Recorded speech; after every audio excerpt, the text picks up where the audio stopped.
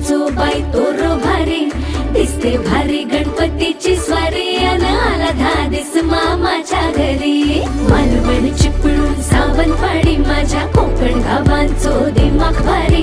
दिसते भारी गणपतीची स्वारी माझ्या कोकणा वाटे तुम्ही वलवा गाडी धमा धमान हाका गाडी माझ्या कोकणचो रस्तो